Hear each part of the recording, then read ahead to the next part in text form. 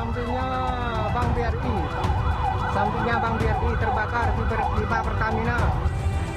Beginilah suasana Jalan Prapat Kurung Tanjung Perak, Surabaya, Jawa Timur siang tadi pasca kebakaran pipa milik Pertamina Kamis malam. Jalan sudah dibuka untuk semua kendaraan, namun petugas Pertamina masih memberi garis polisi serta sejumlah mobil damkar masih bersiaga di lokasi kejadian. Hingga saat ini petugas Pertamina yang berada di lokasi tidak bersedia memberikan keterangan terkait pipa yang terbakar apakah pipa BBM atau pipa gas LPG. Sebelumnya pada Kamis malam saat pipa terbakar, pengendara sempat panik karena api membumbung tinggi hingga menutup Jalan Prapat Kurung Perak Barat, Surabaya. Diduga kebakaran akibat percikan alat pemotong saat perbaikan pipa. Api padam 1 jam kemudian setelah Dinas Pemadam Kebakaran Kota Surabaya dan Tanjung Perak datang ke lokasi. Bapak lihat sendiri keluar gitu apinya? Apinya keluar. Oh. Bapak jaga di sini Pak tadi Pak? Iya, jaga sini saya. Terus Bapak gimana? Lapor atau gimana? Apa? Langsung lapor ke Pertamina? Enggak, ada yang makan. Pertamina ada yang makan sini. Oh, sudah ada di sini? Ada yang makan. Oh, berarti ada lagi betul-betul berarti? Ada yang kerja. Oh, ada yang kerja. Aktivitas ya di situ. Tak ada korban jiwa dalam kebakaran ini, petugas masih menyelidiki penyebab pasti kebakaran. Dari Surabaya, Jawa Timur, Nur Safei, iNews melaporkan.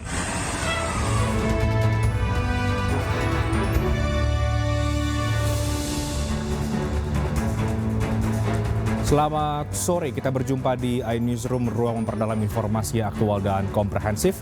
Saya Reinhard Sirait. Pemirsa, hujan deras yang mengguyur ibu kota sejak semalam mengakibatkan ratusan rumah warga terendam banjir.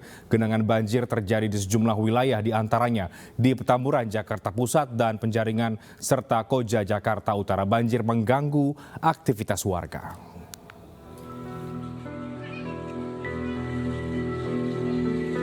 Ratusan rumah di pemukiman padat penduduk Jalan Petamburan 3, Tanah Abang, Jumat pagi terendam banjir. Meski ketinggian air baru sebatas 50 cm, namun banjir telah menggenangi akses jalan hingga masuk ke dalam rumah. Buruknya saluran drainase membuat air hujan yang mengguyur sejak semalam belum juga surut. Akibatnya air tumpah ke jalan dan permukiman warga. Warga masih bertahan di dalam rumah, namun banjir mengakibatkan aktivitas warga terganggu.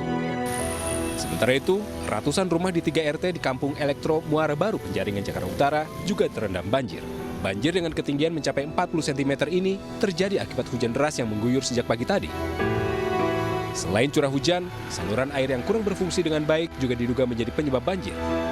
Genangan air hujan sama air kiriman dari laut. Tapi tadi pas air naik itu pas hujan deras atau gimana? Tadi sempat surut di jam 7-an. Nah, ditimpa lagi hujan tuh, jam barusan tuh. Ini naik lagi. Biasanya kayak gini emang sering atau gimana, Bang? Sering sih kalau di sini. Tiap hujan atau gimana? Kasih hujan pasti kayak gitu. Banjir juga merendam kawasan Jalan Mangga di Kelurahan Tugu Utara, Koja, Jakarta Utara dengan ketinggian mencapai 50 cm. Selain curah hujan yang cukup tinggi, drainase yang buruk juga tidak mampu menahan debit air hujan yang cukup deras. Untuk mengatasi banjir di lokasi ini, tim Suku Dinas Sumber Daya Air Jakarta Utara mengerahkan 1 unit pompa portable untuk menyedot air ke kali kecil. Ini yang sekarang ini udah 2 hari 2 malam. Berarti udah 2 hari 2 malam ini. Kalau hujannya nambah ya otomatis nambah juga. Banjirnya nggak bakalan surut-surut. Warga berharap pemerintah mengeruk atau memperlebar saluran air untuk mencegah banjir. Tim Liputan iNews melaporkan. Pengungsi korban banjir di Pekalongan kekurangan makanan, pakaian, obat-obatan dan juga susu anak. Kondisi banjir masih tinggi sekitar 1 meter ditambah hujan yang terus mengguyur.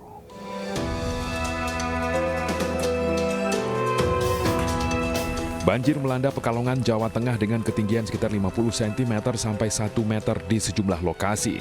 Ratusan warga bertahan di pengungsian meski dengan kondisi memprihatinkan.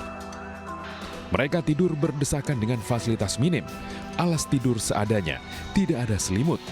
Kebutuhan balita seperti susu dan popok, juga baju minim. Apa Mbak yang kesulitannya warga selain aktivitas makan, minum mungkin? Betul, MCK juga kan kadang kalau masuk kayak gini ya Pak ya. Susah ya? Kasihan, ya. Banyak warga yang bertahan di rumah karena alasan menjaga rumah dan barang berharga. Warga kesulitan aktivitas dan susah cari bahan makanan. Kesulitannya apa Bu sekarang Bu, warga?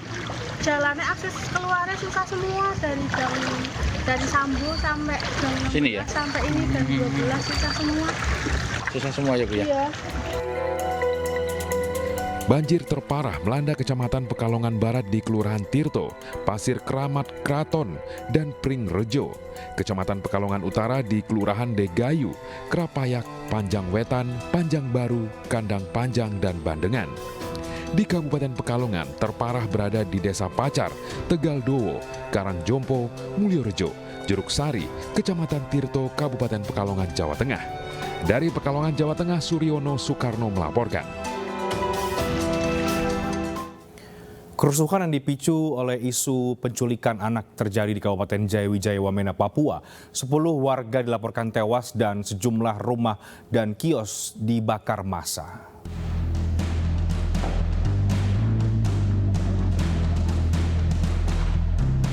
Kericuhan terjadi kemarin siang saat mobil penjual kelontong dihentikan warga karena diduga akan menculik anak-anak. Anggota polisi yang dipimpin Kapolres Jayawijaya langsung ke TKP setelah mendapat laporan dan berupaya membawa pelaku ke Polres. Namun ada warga yang memprovokasi sehingga aksi anarkis terjadi di sekitar TKP. Warga pun mulai menyerang polisi dan membakar rumah serta ruko di sekitar lokasi. Dalam insiden ini, 9 warga tewas, 7 diantaranya akibat luka tembak dan korban luka-luka termasuk anggota kepolisian sebanyak 18 orang.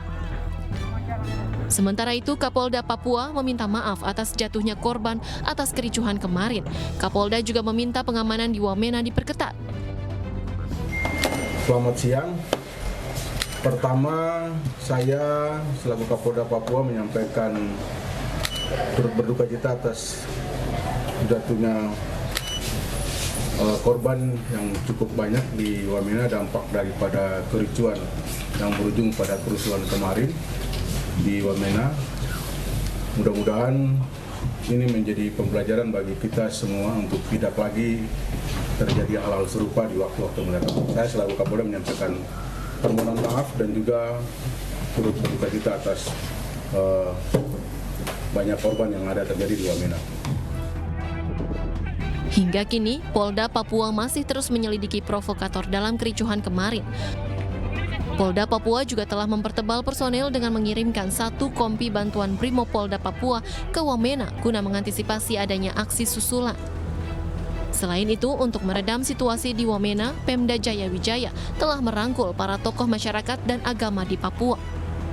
Tim Liputan iNews melaporkan. Untuk mengetahui situasi terkini pasca kerusuhan di Wamena, Kabupaten Jayawijaya, Papua Pegunungan, kami telah terhubung dengan Omega Batko Rumbawa. Selamat petang, Omega.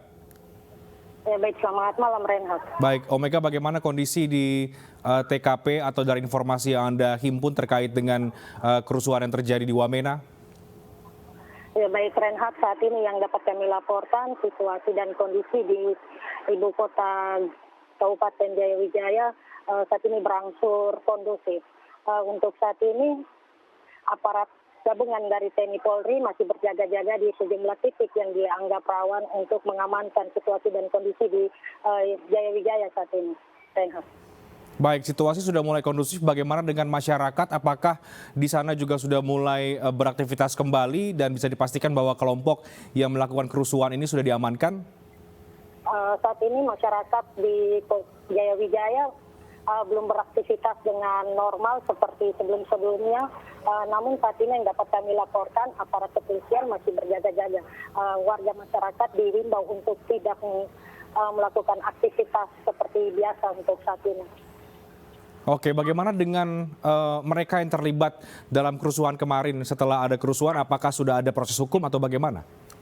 Saat ini pihak kepolisian masih mendalami atau melidik. Baik, artinya sekarang masyarakat diimbau untuk tidak atau belum bisa beraktivitas normal seperti biasanya. Sebetulnya bagaimana kronologis sebelumnya sampai akhirnya terjadi kerusuhan sehingga menewaskan ada 10 orang yang tewas? Kronologis yang terjadi pada pagi kemarin dipicu oleh pemberitaan hoaks, penculikan anak sehingga warga yang terprovokasi melakukan aksi pembakaran dan kerusuhan di Jayawijaya, Reinhard. Demikian yang dapat kami laporkan. Baik, artinya karena ada isu soal penculikan, dan apa saja kemudian dampak dari kerusuhan kemarin, Omega? Dampak dari kerusuhan kemarin mengakibatkan 10 rumah terbakar dan 2 ruko terbakar. Aparat gabungan yang terdiri dari 18 orang TNI Polri, diantaranya 16 orang terkena luka-luka yang diakibatkan oleh lemparan batu dan 2 orang terkena panah. Ya. Oke, apakah ada informasi sampai kapan kemudian warga diimbau untuk tidak beraktivitas seperti biasa, dan sekarang eskalasi keamanan di Wamena seperti apa?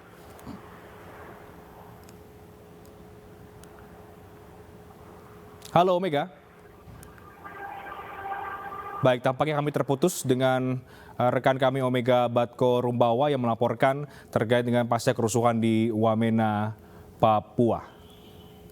Kita ke informasi berikutnya. Polisi menetapkan seorang pria berinisial S sebagai tersangka baru kasus penganiayaan David yang dilakukan oleh Mario Dandi Satrio, anak dari pejabat di Dirjen Pajak.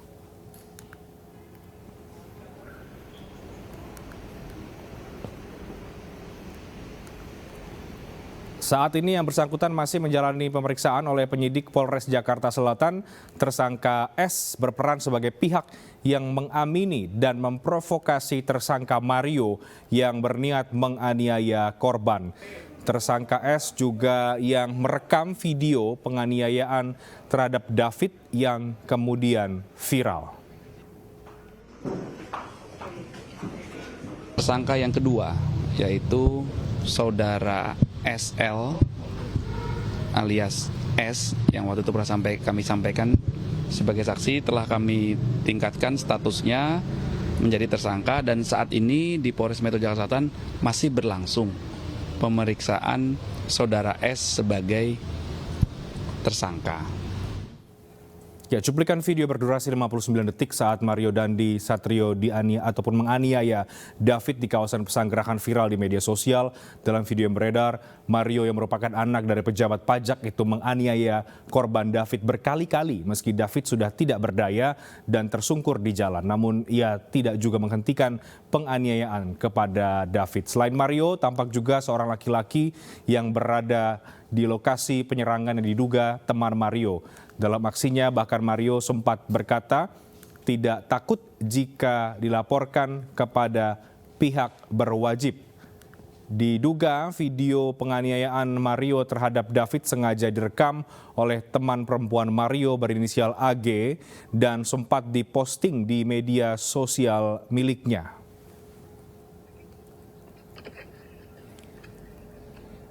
Ya, video penganiayaan yang viral di media sosial itu pun mendapat tanggapan beragam dari netizen. Netizen mengutuk aksi Mario yang dianggap sadis.